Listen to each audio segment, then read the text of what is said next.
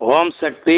சக்திகள் அனைவருக்கும் என்னுடைய அன்பான வணக்கம். சக்திகளே, அம்மா சொன்னாங்க இல்லைங்களா, சனீஸ்வரனை பார்த்து எங்களையும் சனீஸ்வரனுக்கும் இடையில் அம்மா நின்றுக்கிட்டு திருநள்ளாறில் இவரை விட இவர்கள் வலிமையானவர்கள் அப்படின்னு செவ்வாடை தொண்டர்களை பார்த்து சொன்னாங்க. சனீஸ்வரனை காட்டிலும் செவ்வாடை தொண்டர்கள் வலிமையானவர்கள், சக்தி மிக்கவர்கள் அப்படின்னு அம்மா சொன்னாங்க இல்லைங்களா.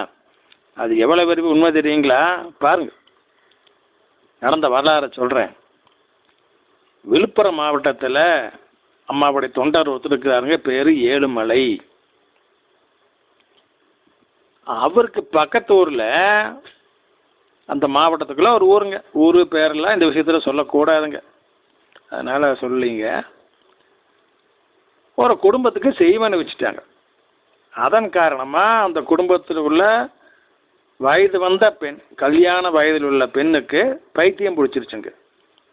பைத்தியம்னா சாதாரண பைத்தியம் இல்லைங்க, என்ன வேணாலும் செய்ய, உடம்புல ஒட்டு துணி கூட இல்லாமல் பட்ட பகல அது வீதியில் ஓடும்.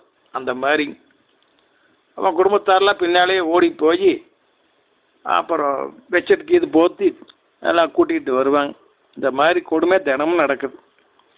அவங்கள என்னென்னவோ பண்ணி பார்த்தாங்க, ஒன்றும் சரியாகலை. கடைசியாக அவங்க ஒரு முடிவுக்கு வந்தாங்க. என்ன, இந்த பிள்ளைய விஷம் வச்சு கொண்டு போடலாம் அப்படின்னு முடிவு பண்ணி அதுக்கு தேதி எல்லாம் குறிச்சிட்டாங்க. இத்தனை மணிக்கு இத்தனை நேரத்தில் விஷத்தை வச்சு கொண்டு போடலாம். இந்த விஷயம் நம்ம ஏழுமலை குரூப்புக்கு தெரியுது.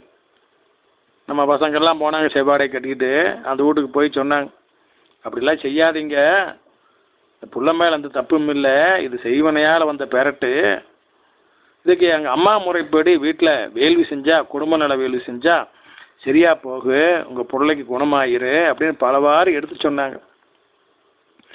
அதை கேட்ட அவங்க குடும்பத்தார், சரி எத்தனையோ பண்ணி பார்த்தா ஒன்றும் பழிக்கலை, சரி நீங்கள் சொல்கிறீங்க, கடைசி இருந்தால் செஞ்சு பார்ப்போமே அப்படின்னு நம்பிக்கை இல்லாமல் ஒத்துக்கிட்டாங்க. அதே மாதிரி அந்த குடும்பத்தில் அவங்க வீட்டில் குடும்ப நல வேள்வி செஞ்சு முடித்தாங்க நம்ம தொண்டர்கள். செஞ்சு முடித்த பின்னாலேங்க அந்த பொண்ணுக்கு பைத்தியம் நீங்கிருச்சு. இப்போ அந்த பொண்ணு நல்லா இருக்குது, எந்த பிரச்சனையும் இல்லை. ரைட், சரி, இத்தனை நாளாக உடம்புல ஒட்டு துணி கூட இல்லாமல் ஊர் ஊரா ஓடிக்கிட்டு இருந்த இந்த பெண்ணை யார் கல்யாணம் பண்ணிப்பா? அது பிரச்சனை இருக்குது இல்லைங்க. அதுக்கும் பாருங்க அம்மா தீர்வு வைக்குது. எப்படின்னாங்க, இந்த பசங்கள்லாம் சேர்ந்து அந்த ஊரில் ஆடி பூரா கஞ்சி கலையம் ஏற்பாடு பண்ணாங்க. அதில் அந்த ஊர்க்கார எல்லாருமே கலந்துக்கிட்டாங்க. முதல்ல சக்தி கொடி, ரெண்டாவது ராஜராஜேஸ்வரி கலசம், அடுத்தது அம்மா படம், அப்படி ஊர்வலம். அதுக்கு பின்னால் கஞ்சி கலையம் ஏந்திய பக்தர்கள். இந்த ராஜராஜேஸ்வரி கலசத்தை யார் எதுவுமே எடுத்துகிட்டு வந்தாங்க, அந்த செய்வனையால் பாதிக்கப்பட்டு பைத்தியமாக இருந்ததுங்களே, இப்போ குணமாயிடுச்சே அந்த பெண் தான் ராஜராஜேஸ்வரி கலசத்தை கையில் ஏந்தி ஊர்வலத்தில் வந்துட்டுருக்கிறா. ஊர்வலம் நல்ல முறையில் முடிஞ்சது. அதற்கு பின்னால் ஒரு வாரத்துக்குள்ளே என்ன அற்புதம் நடக்குதுங்க. பல ஆண்டுகளுக்கு முன்னால் பிழைப்புக்காக பம்பாய் போனால் இவர்களுடைய உறவினர்கள், அத்தை மக்கள் மாமா மக்கள் குடும்பத்தோடு வர்றாங்க. அந்த குடும்பத்தில் வயது வந்த பையன் ஒருத்தன் இருக்கிறான், கல்யாண வயதில் ஒரு பையன் இருக்கிறான். அவன் படித்து இப்போ நல்ல வேலையில் இருக்கிறான்.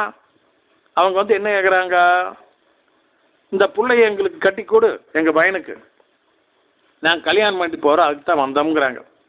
அவ்வளோதான். இந்த குடும்பத்தை ரொம்ப சந்தோஷப்பட்டு கல்யாணம் பண்ணி கொடுத்தாங்க. இப்போ குழந்தை குஞ்சோடு அவங்களாம் நல்லா இருக்கிறாங்க. சக்திகளே, அம்மாவுடைய விழாக்கள் எல்லாம் சாதாரணமான விழாக்கள் அல்லங்க. அது மருவத்தூர் நடந்தாலும் சரி, சக்திபேட்டத்தில் நடந்தாலும் சரி, நம்ம ஊரில் நடந்தாலும் சரிங்க, அத்தனையும் எதற்காக? பல ஆபத்துக்களிலிருந்தும் விபத்துக்களிலிருந்தும் காப்பாற்றுவதற்காகவே நான் விழாக்களை நடத்துகிறேன் அப்படின்னு அம்மா சொல்கிறாங்க. அம்மாவுடைய விழாக்கள் நம்ம கலந்துக்கிட்டோம்னா அது எங்கே நடந்தாலும் சரிங்களே, பல ஆபத்துக்களிலிருந்தும் விபத்துக்களிலிருந்தும் அம்மா நம்மை காப்பாற்றுகின்றார்கள். சக்திகளை, இதை எவ்வளோ பெரிய உண்மை பார்த்தீங்களா? கஞ்சிக்காலை ஊர்வலத்தில் ராஜராஜேஸ்வரி கலசத்தை கையிலேந்தி வந்ததுக்கு அம்மா ஒரு வாரத்திலே அந்த பொண்ணுக்கு கல்யாணம் பண்ணி கொடுத்துட்டாங்க. இப்போ அவங்க நல்ல முறையில் இருக்கிறாங்க. சக்தியில் அது மட்டும் சொல்ல நல்ல சக்திகளை, அந்த பெண்ணின் தகப்பனார் அம்மாவுக்கு மன்றம் கட்டுவதற்காக இடம் கொடுத்துருக்காருங்க. ஒரு 3 சென்ட் இடத்த தானமாக கொடுத்துருக்காரு சக்திகளே. ஓம் சக்தி.